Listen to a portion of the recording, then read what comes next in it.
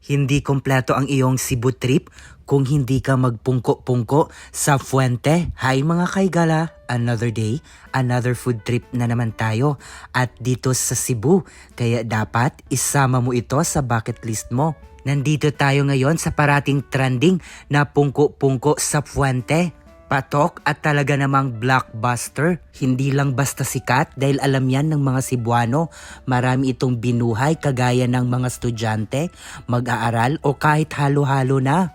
Dahil sa murang halaga at masarap pa, swak na swak at pwede na. Pantanggal pawi at tawid gutom. O, diba san ka pa? Tinawag siyang pungko-pungko dahil literal ka talagang uupo sa mga maliliit na benches habang kaharap mo itong malaking Tupperware na may maraming street foods. Actually, maganda yung marketing strategy nila kasi yung mga Tupperware dito sa amin, nilalagyan ng mga kung ano-ano, mga gamit, pero dito natural na pagkain talaga. O diba, takaw pansin talaga? Alam nyo ba mga kahigala, ang pungko-pungko sa Fuente ay dito ko lang talaga na-experience sa Cebu. Kasi the usual street foods naman na nagbebenta ay along the highway, but ito, kayo ay nakaupo talaga. At maraming pagpipili ang mga street foods kagaya ng ginabot, chicharong bulaklak, siomai at iba pa.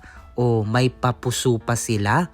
Kaya it's a must-try food trip talaga dito sa Cebu, lalong-lalo na sa mga lokal, turista or foreigners. Sa mga gustong puntahan ang pungko-pungko sa Fuente, ito ay located lamang sa 52 EJ Llorente Street, Cebu City, besides Fuente Circle at malapit lang ito sa High Precision.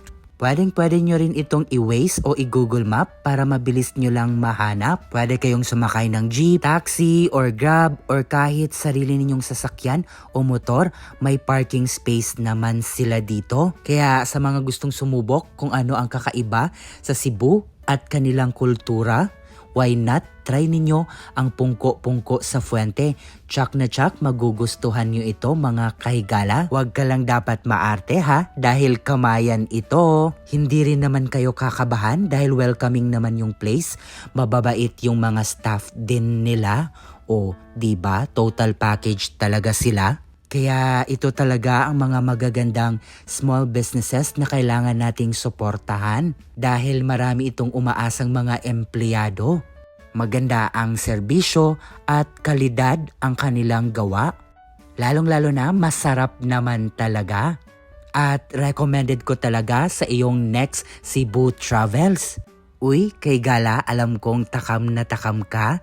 Please comment mo nga kung taga saan ka para alam ko saan umabot ang video na to at baka ma-shoutout kita sa aking next contents. Kaya hanggang sa muli na may budget-friendly recommendations, ingat!